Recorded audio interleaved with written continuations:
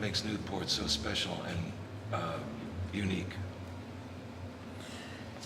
It's You got to start as if I hadn't asked the Okay. question. It's going to be clean soundbite. okay. It's different because of the sound. You have the water, which is like this way.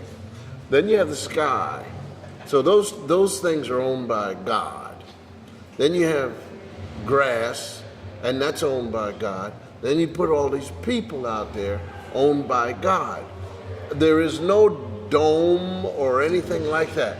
And so when you play this, I mean, all of whatever you do goes out, and the people are right there with land, sea, air, and everything is at peace.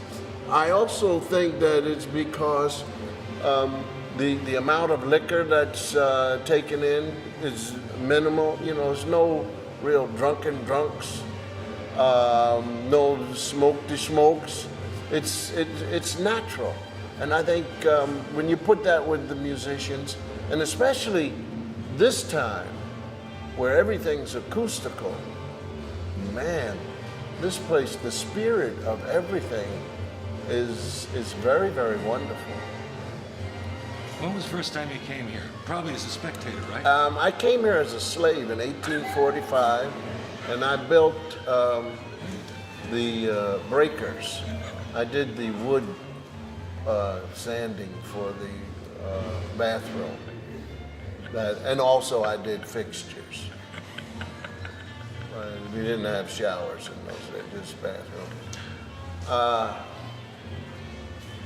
I brought my band here, Bunyan's Bradford Funeral and Marching Band, Badfoot Brown. And that was the last time I got a favorable review. It was in the 70s. Had 18 pieces and no music. Was that with Don Pullen?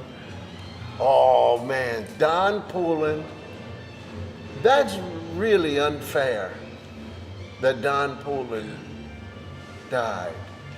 That's one of, that and Sammy Davis leaving when he did, one of the unfairest cuts. Yeah. You know, unfinished. Yeah, very much. I hope his spirit and soul, Pullen's, is in another human being coming to us soon. Tell me about some of the, early on as a jazz fan. Oh, Fire! Come on, boys. Tell me the truth. Don't lie to me, boys.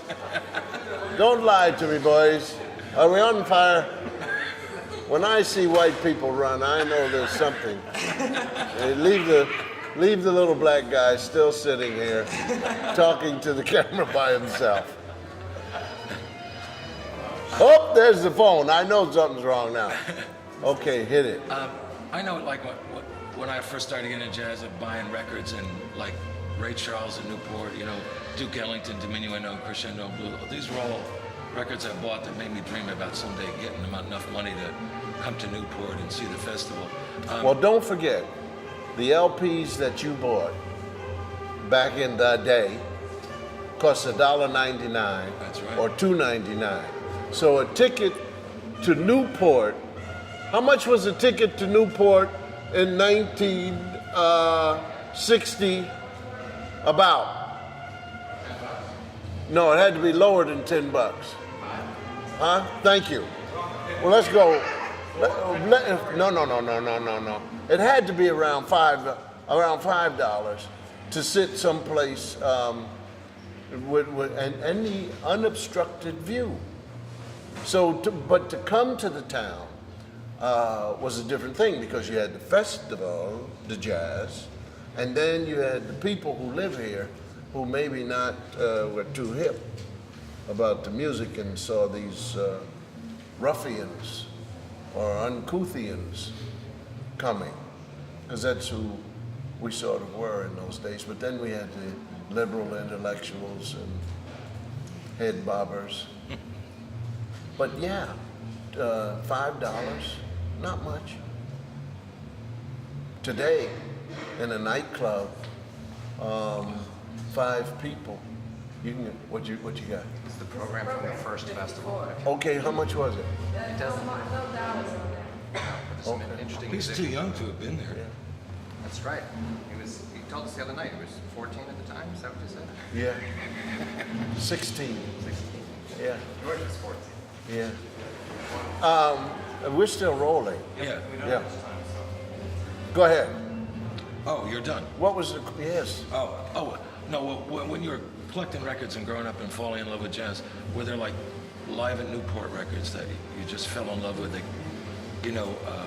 made you want to come here to think about what it Well, was like? in the beginning, what worked was you had giants. If you really loved the music, you had giants. So if George Wein put together here at Newport on stage at the same time, I'm just making up combinations, and you take a look at the combinations that he has there. Let's say that George could put together, you would see a set with Bud Powell, Charlie Mingus, and Max Roach. I mean, that was wow. Wait a minute. You can't, and then along would come another combination of somebody's group. Mahalia Jackson with the Count Basie, if that could have happened. And you say, wow, it's combinations. It's better than sitting there with, it's sort of similar to being at home and having a bowl of popcorn, a bowl of chips and pretzels, orange soda and a Coke, and you start to make combinations, flavor, and then you wash them down with the soda and you start a different combination, And you're done. Yes. Can we just Oh, okay. Yeah. All right, we got enough. Thank you. Good.